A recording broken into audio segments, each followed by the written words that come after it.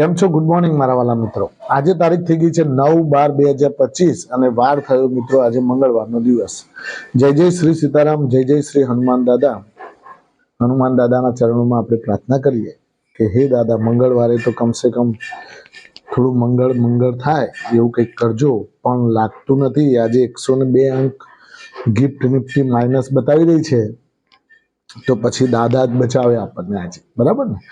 હવે ગઈકાલે તો મિત્રો તબાહી એટલી બધી જોવા મળી પોર્ટફોલિયોમાં, જબરદસ્ત ગિરાવટ, જ્યાં જુઓ ત્યાં તોડમફોડ, જ્યાં જુઓ ત્યાં તોડમફોડ. કોઈના પોર્ટફોલિયોની અંદર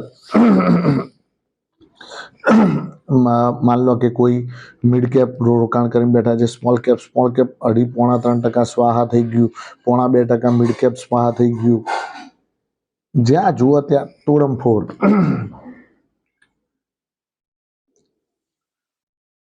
આટલી બધી તબાહી કેમ? અને છેલ્લા 10 દિવસ, 15 દિવસ, મહિનાથી આપણે બૂમો પાડીએ છીએ કે ભાઈ પોર્ટફોલિયો ઘસાય છે, બજાર વધે છે, તો આપણા કામનું કશું જ નથી. પોર્ટફોલિયો ઘસાય છે. જેને પણ આપણે સ્પેશિયલ વિડીયો બનાવ્યો હતો મિત્રો આના માટે, તો કે ભાઈ કોઈને નવું રોકાણ કરવું હોય તો ગમે ત્યાં ના કરતા, આડાઅવળું કરતા નહીં તો પૈસા બધા સ્વાહા થઈ જશે. અત્યારે પૈસા બધા સટાસટ ઘટી જશે તમારા. તમારે કોઈ પણ પૈસા રોકવાના હોય ત્યારે આ 4 સ્ટોક્સ તો મેં તમને કહેલા જ હતા. એ 4 સ્ટોક્સમાં બહુ ઝાઝી અસર નહીં થાય આ બધી તબાહીઓની. અને એ 4 સ્ટોક્સ ના આવત ને તો કાલે તો છોતરા કાઢી નાખત.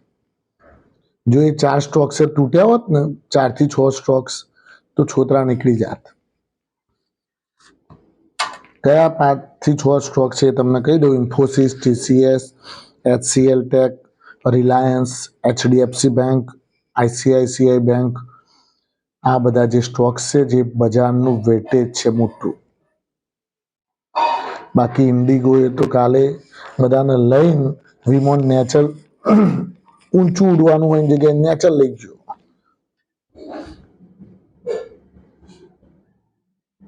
ખરું ને મિત્રો? આપણે ગયા એક લગભગ 4-5 દિવસ, અઠવાડિયા પહેલાના વિડીયોમાં પણ આપણે બનાવેલું હતું કે ભાઈ HDFC bank, ICICI bank, Reliance અને ઇન્ફોસિસ, આ 4 સ્ટોક્સ જે છે એ મેજર નિફ્ટી અને સેન્સેક્સને ડ્રાઈવ કરે એવા સ્ટોક્સ છે મિત્રો. અને એવા સ્ટોક્સની અંદર જ કોઈએ નવું રોકાણ કરવું હોય તો મહેરબાની કરીને આવા સ્ટોક્સમાં કરી શકાય.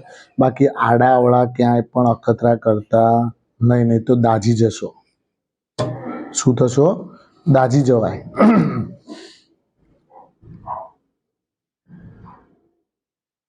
એટલે નો ડાઉટ અત્યારે સેન્ટિમેન્ટ ખૂબ ખરાબ છે. FII વેચવાલ છે. સેન્ટિમેન્ટ થવાના મુખ્ય, ગઈકાલનું બજાર તૂટવાના મુખ્ય કારણો પણ આ બધા છે. એ પહેલાં જોઈ લઈએ આપણે કે ગઈકાલે બજાર કેવું રહ્યું મિત્રો. ફટાફટ નજર નાખી લઈએ અને એના પછી આજે સ્પેશિયલ એક આના ઉપર ચર્ચા કરીએ છીએ કે નિફ્ટી મિત્રો ગઈકાલે 225 અંક નીકળી ગઈ. 25,960 અંક બંધ જોવા મળી. 26,000ની અંદર બંધ જોવા મળી. સેન્સેક્સ મિત્રો 609 અંકના ઘટાડા સાથે 85,102 અંક બંધ જોવા મળે. હવે FII અને DIIના ડેટા જોઈ લઈએ તો FII ગઈકાલે 655 કરોડની કેશ માર્કેટમાં વેચવાલી કરી, જ્યારે DIIએ 2542 કરોડની કેશ માર્કેટમાં ખરીદારી કરી. બંને હવે ધીમા પડી ગયા છે, થાકી ગયા છે બાપડા બે જણા. પેલો વેચવામાં થાક્યો છે ને પેલો લેવામાં થાક્યો છે.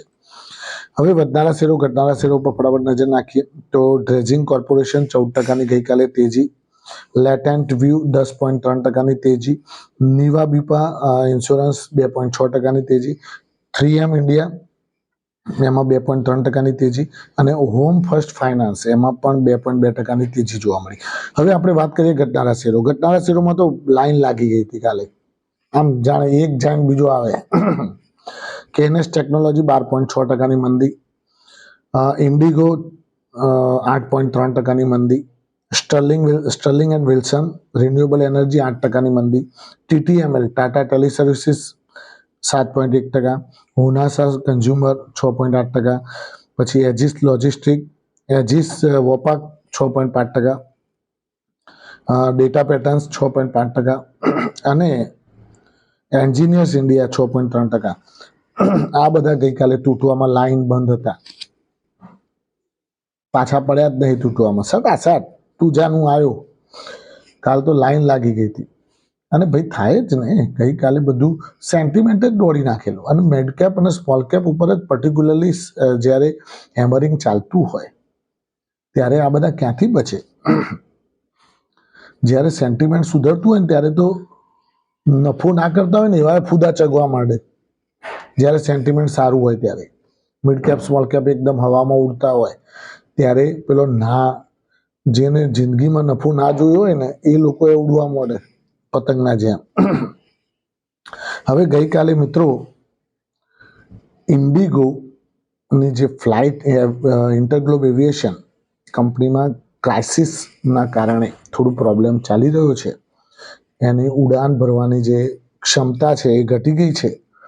તો જે પાયલોટોના કંઈક પ્રોબ્લેમ ચાલી રહ્યા છે આ લોકોના ઇન્ટરનલી, એ પ્રોબ્લેમને સોર્ટ આઉટ કરવામાં હજુ થોડો સમય લાગશે, અને પછી જ આ બધું ક્લિયર થઈ શકશે. સરકાર પણ આની અંદર હસ્તક્ષેપ કરી રહી છે.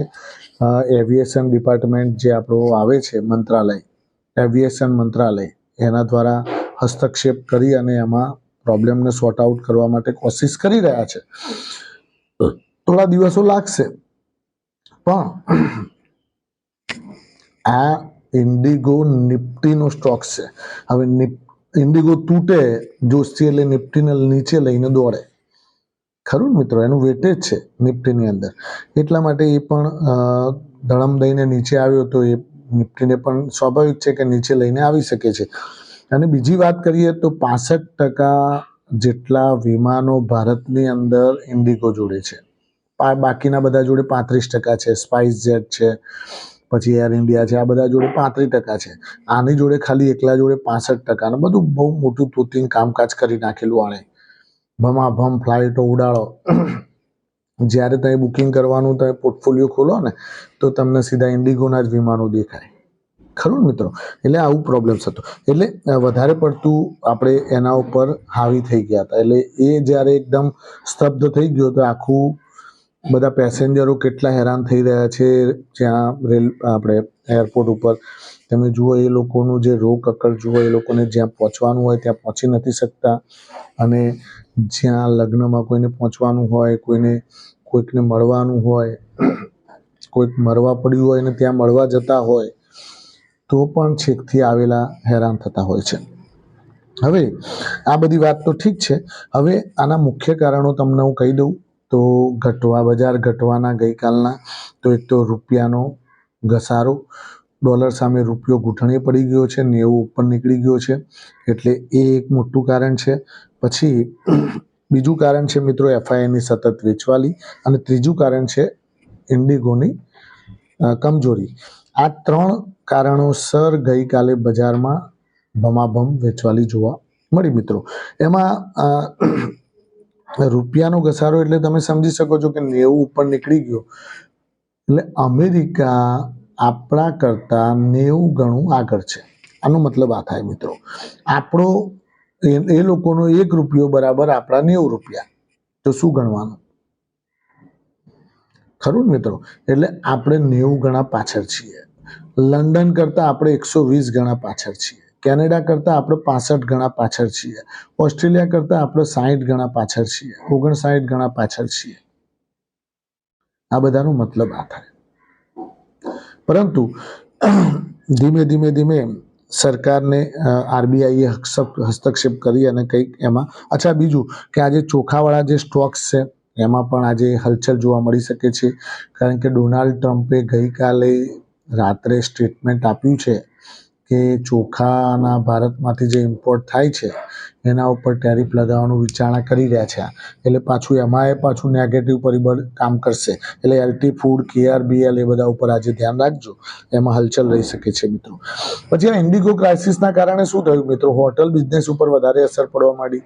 કારણ કે ઇન્ડિગોની ફ્લાઇટો કેન્સલ થઈ એટલે જ્યાં હોટલોની અંદર બધા બુકિંગ્સ હતા, ફલાણું એ બધા કેન્સલ થવા માંડે.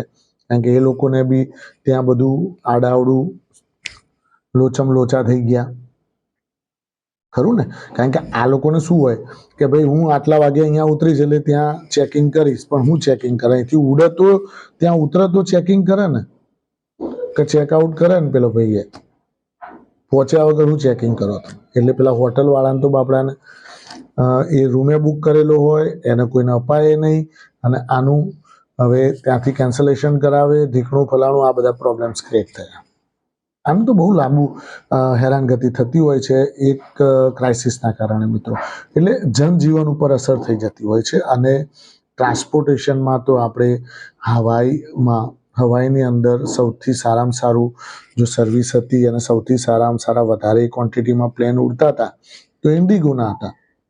અને એમાં જ તકલીફ આવી ગઈ તો ટ્રાન્સપોર્ટેશનમાં જે ફટાફટ લોકો પહોંચતા હતા અહીંથી દિલ્હી, મુંબઈ, ચેન્નઈ, એ બધા લોકોને તકલીફ પડવા માંડી. થેન્ક યુ, ખૂબ ખૂબ આભાર મિત્રો. આજનો દિવસ તમારા માટે શુભ રહે, લાભદાયી રહે, ફળદાયી રહે એવી માય પ્રોફિટ પોઈન્ટ ચેનલ વતી આપ સૌને શુભકામનાઓ. નવી ખરીદારી મિડ કેપ સ્મોલ કેપમાં હમણાં હાલ કરતા નહીં, બરાબર. એમાં જ્યારે અત્યારે સેલ જેવું તમને લાગશે કે ભાઈ ઓલા ઇલેક્ટ્રિકલ આવી ગયો છે 34 રૂપિયા, બરાબર છે. ઘણા બધા સ્ટોક્સ એવા આવી ગયા છે કે જે આપણે વિચાર્યા પણ ના હોય એવા ભાવે નીચે આવી ગયા છે.